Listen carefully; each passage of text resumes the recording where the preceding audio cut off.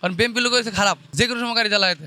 গাড়ি চালাইতে সমস্যা, দেখা গেছে যাত্রীর সংখ্যা কম, এতবার দেখা গেছে যে রাস্তাঘাটে রিস্ক নিয়ে চলতে হয়, যে আমরা পেটের দায়ে রিস্ক নিয়ে চালাইতেছি। আমাদের দাবি হন দেখা গেছে যে সরকার যেভাবে ভালো হয়, হরতাল আমাদের তেমন একটা ভালো লাগে না। অভাবশালী লোক আমরা, হরতাল থাকলে তো আমাদের অভাবই থাকে। ভাই এই হরতাল অবরোধে আমরা গরিব মানুষ, আমরা খেটে খাওয়া মানুষ, আমাদের কোনো বেতন নেই, আমরা গাড়ি চললে আমাদের পেট চলে, তাই এই জন্য আমাদের খুব সমস্যা হয়।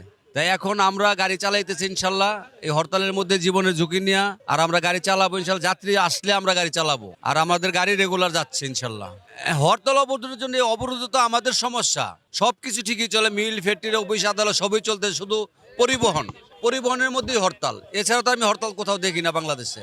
এটা ওইটা রাজনৈতিক ব্যাপার, ওইটা তোরা ওই ব্যাপারে তোর আমার অভিজ্ঞতা নাই, আমি ওই বন্ধ বলতে পারবো না। আমি যেটা আমার অভিজ্ঞতা, আমি চিন্তা করি আমার পেটের চিন্তা, যে আমার পেটটা কিভাবে চলবে। আমরা হরতাল অবরোধে গাড়ি চালাতে খুব অসুবিধায় আছি, গাড়ি ভাঙচুর হয়, খুবই ঝামেলার মধ্যে আছি। তারপর রিস্ক নিয়ে গাড়ি চালাতে হয়, কি করবো, পেটে তো কিছু খাবার জোড়াতে হইব।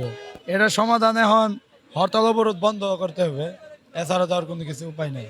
না না, আমাদের জন্য কিভাবে আন্দোলন করতেছে, আমাদের জন্য যদি আন্দোলন করতে তাহলে হরতাল অবরোধ দিল নইলে, তাহলে আমরা সুস্থভাবে থাকতাম। ভাই আমি এখন বর্তমান ড্রাইভিং করি, গাড়ি চালাই। এখন হরতাল মোটামুটি আল্লাহর মতো ভালোই দেখাইতেছে, মানে রাস্তাঘাট গাড়ি চলতেছে ঠিকভাবে, কেউ আন্দোলন করতেছে না, তেমন বিশৃঙ্খল হইতেছে না, বিশৃঙ্খল হইতে কতক্ষণ। তারপরও আমাদের কাছে একটাই দাবি, সবাই সতর্ক থাকা ভালো। কারণ রাস্তাঘাটে গাড়ির মূল কখন চালাইতে ঠিক নাই, কারণ বিএনপি লোক হয়েছে খারাপ, যে কোনো সময় গাড়ি চালাইতে। কারণ আমরা তো গাড়ি চালাই, কারণ আমরা গাড়ি দাম কাটে বানাই দেয়, কারণ আমরা তো গাড়ি থয়ে দিতে দৌড়, এছাড়া উপায় নাই।